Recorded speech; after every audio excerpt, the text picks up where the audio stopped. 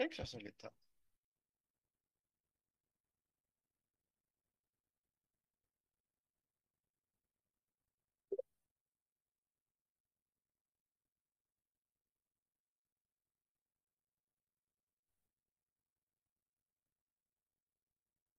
Okay.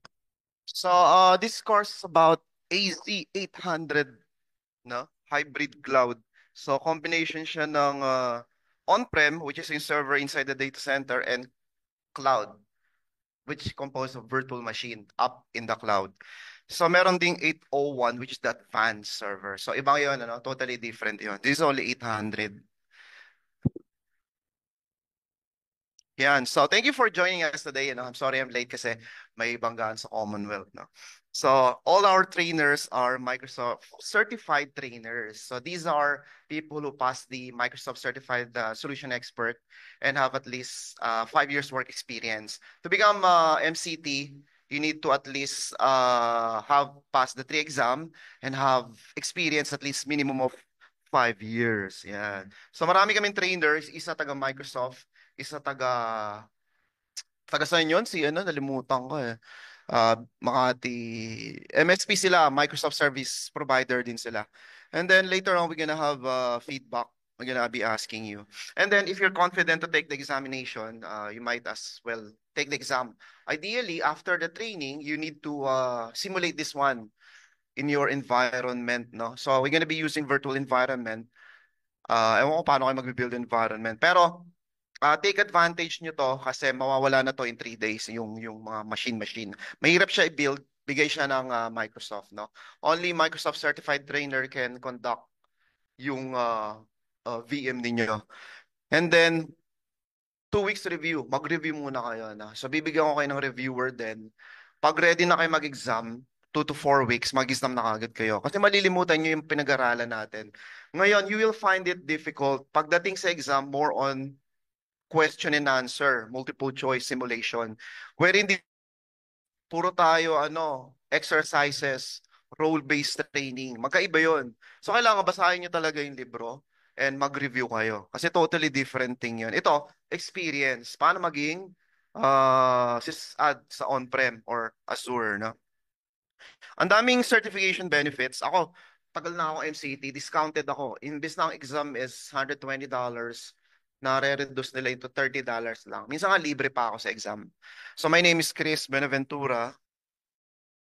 I've been in the industry for the last 20 years now. Right now, I'm working from home. No, home ko hindi dito sa Philippines. Kontra ko na sa Australia. No? So dalawa yung trabaho ko, Australian Taxation Office and isang company hindi ko pwede i-mention na sa Boston, Massachusetts. No? So dalawa sila, Australian time. So kung mag-work ako 6 a.m. in the Philippines, 2 p.m. hanggang 2 p.m. tapos na ako. So makikita nyo ako may mga escalation later on. So that's okay na. To verify credential, usually you have to go Credly, kung alam niyo yung Credly, no? So, mamaya papakita ako, Credly. Wala kasing access dito eh. Yan, tapos user. So, dito lalabas yung mga certification nyo, no? Pag nag-pass na kayo sa exam. Ewan ko lang kung lalabas dito yun. Kasi I need to log in yata. Eh. Pag Sir wala, Chris, balikan na lang natin mamaya. I need Sir to Chris, sign in. question. Yan pala. Kita Hello? na pala yung mga badges. So once you pass the exam, automatically, it will be reflected on the website. So usually, when you apply sa LinkedIn, they'll just go to Credly. Ito yung, if you know Acclaim long time ago, 10 years ago, lahat ng credential, CompTIA, Cisco, Microsoft, VMware, dito nila upload. So binili to Credly na, owned by Microsoft na to. So I'm a Citrix Certified Associate, sa 2012 Advanced Windows Server installation, then admin 2012 upgrade, Hello, Sir was Chris. Microsoft Certified Solution Associate, then MCT Hello. 2018 to 2019 up until 2024 last year. Hello, Sir Chris. Designing cloud platform, VMware Certified Professional, MCT 2020, MCT 22, CCNA routing switching, OPSWAT certified, Microsoft Certified Azure Admin Associate. Ito, don't be intimidated. Madali lang examination ito kung nag-aaral talaga kayo. Tsaka, if you hands-on, you need an experience talaga dito. And then, 801 yung tinake kong exam, yung advanced na kagad. Ganun kasi yung mentality ko. Gusto yung pinakamahirap. Para pag nag-exam ka sa una, madali na lang. So 801, I'm hoping for you to become hybrid admin certified, you need to pass 800. Ito yon 800. Basic muna, no, for beginner. Pero kung feel nyo advanced, mag-advance na kayo kagad. So, issued on 2022, sabi nila 3 years. Pero as per 2025 narinig ko, every year, you need to renew na. Walang examination, kiklik nyo lang yung link na. Pero later on, baka magkaroon ng exam. I'm also a Cisco Certified Specialist Enterprise Core. I'm also a Cisco Certified Network Professional. Ang CCNP is one of the most difficult examination in the world. Kasi ang tagal nito, 2-3 hours yata to. Napakahirap ng exam, puro simulation. And you need to pass at least 100 question. Talagang 100 question, 80% simulation, magbi-build ka talaga ng project. Hindi lang isa-isa. So dito, ito yung possible occupation pag naging CCNP kayo. No? So you can be computer net architects, comnet specialist, engineer, analyst, yung mga ganong role and integration engineer kung CCNP, no? So meron kami CCNP kaso dati, no? Kaso konti nag-enroll, sinistop namin, iisa lang eh, no? So So ito yung isang exam, tawag dito is NRC, Advanced Infra Implementation. For you to support networking, minimum CCNP na. No? So that means, kailangan, pwede naman skip CCNA eh. Kahit hindi ka naman CCNA, CCNP kagad, dalawang examination. Now then, I'm working on CCIE right now. So, mahirap ang exam, pero madali ang trabaho. Kasi alam mo na eh, di ba? And I'm certified trainer then. So dito naman sa 800, lalabas yung badge nyo dito. Saan ba 800 na yan? I'm also Microsoft certified Azure admin. Ito na yung AZ-104, purely cloud. Wala na tong on-prem. Eh lahat dito nagmamigrate, di ba? Puro on-prem. Eh. Gusto nila physical. Eh, no? Pero kung 100% cloud, this is the best time to take advantage of this training. Admin Associate. No, so ito yung 801 naman, ang daming potential na work. Lahat ng government ngayon nagmamigrate from the on-prem, no? On-prem. So dito, once you pass the examination, ito yung possible job. Computer, laging ganun naman eh. From the bottom, analyst. Ay, BAU. Tapos, engineer, expert, architect. Ganun lang, no? So dito, you can become architect kagad. Kasi magdi-design tayo. Actually, na-design na siya. Saan ilalagay yung core admin or yung core server. And IT infra analyst, na ito yung mga work, monitor, manage. Cloud implementation engineer, pare-pareho lang naman yan, more on migration. Solution architect, pinaka-higher level, the one who look after everything. And you can also be a DevOps, tawag nila software developer. No? Yung automation naman to.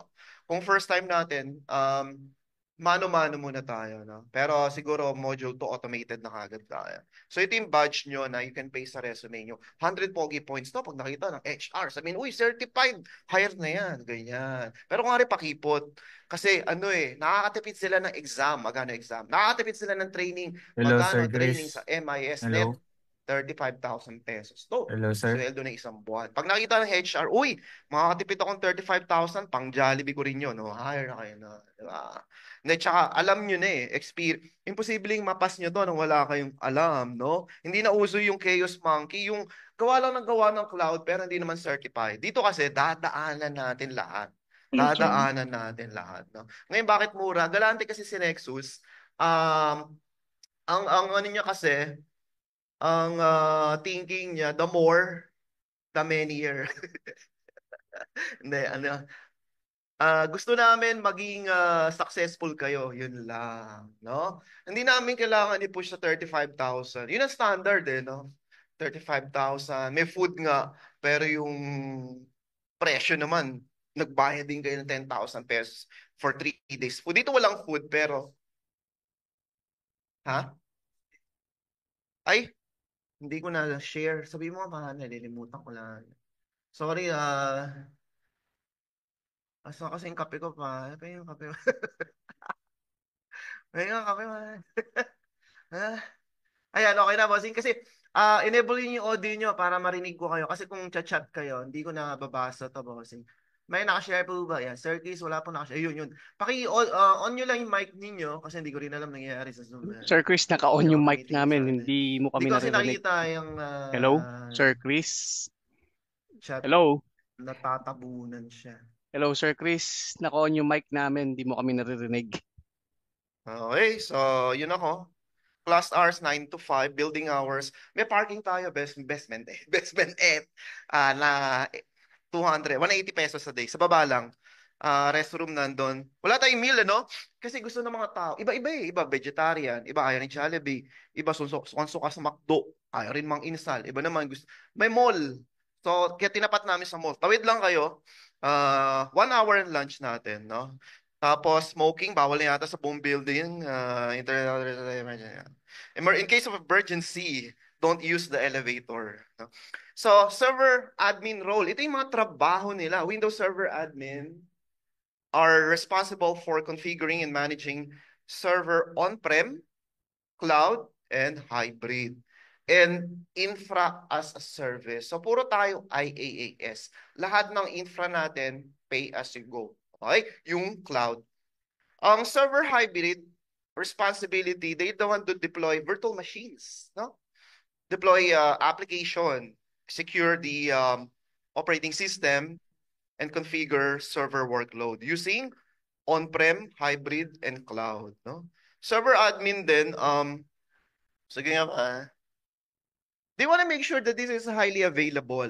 Paano naging highly available? If brown out sa office ninyo, ano gagawin yun?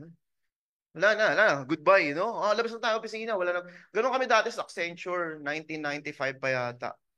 Panahon ni Cory ba yun? Puro brown out. So, pinapatay namin yung server from 1 p.m. Bubuksan alas 4. Alas 5, uwian na. So, iba, nag-yosi lang sa labas. No? Absent. Wala kasing cloud nung panahon na yan. Puro data center. No? Yun yung time na, hindi nga Accenture tawag nun eh. Matawag sa kanya. Anderson Consulting palang AC. Tapos naging AC, binili ng KPMG yata or someone fa na. Kaya naging AC Center, tapos pinronounce Accenture. So, hybrid admin usually they have experience in operating system, especially in virtualization. Lahat ngayon puro virtualized na. No? Kung may physical, meron kang single point of failure. Garantisadong magda-down ka. Okay, kung dalawa yung physical, magda-down pa rin yun. Kaya maganda virtual. Kasi you can Sir, walang co-locate, you audio, can sir. move, no? You can migrate. And we're gonna build a storage structure. Ito yung tinatawag nating SOFS, Scale Out File Server. No, meron ditong 10 server, pas meron 10 dito. Just in case yung 10 di available, pwede mag-move sa kabilang disaster recovery site. No? And networking. So combination of all to, no? Microsoft certification start with 800, both associate level to, no? Associate. AZ 800 plus 801 equals Microsoft Certified Hybrid Admin Associate. The one responsible for the organization's infrastructure. Buong infrastructure talaga. Hindi lang operating system. No? So, ang examination, heavily weighted sa AD, sa Entrata. No? Then, hybrid environment, synchronization, 15%. VM 20%, on-prem 20%, and yung mga DFS, file server, 20%. Kasi nandun ang buhay natin. Nung nasa AD ako, actually 25 ata kami Active Directory Specialist. Wala kaming ginawa buong maghapon kundi gumawa ng Active Directory, group policy, users, groups, and objects. Nakakapagod, no? Sakit ng ulo. Kulang pa yon. Kulang pa. Iba pa yung BAU team. Ito yung the one responsible for fixing problems. Hindi mo sila pwedeng istorbohin. Hindi mo sila pwedeng bigyan ng project. Kasi dedicated to, once na nag-down, they have to be up on their knees. Talagang fi-fix nila yan. Iba pa rin yung compliance team. Compliance team namin nasa 15 yata. They're the one responsible for patching naman. Making sure it's highly secure. Iba pa rin yung cybersecurity. Actually, bago lang cybersecurity ngayon eh, di ba? So napakadaming trabaho. It's a question of what do you know? Do you have what it takes?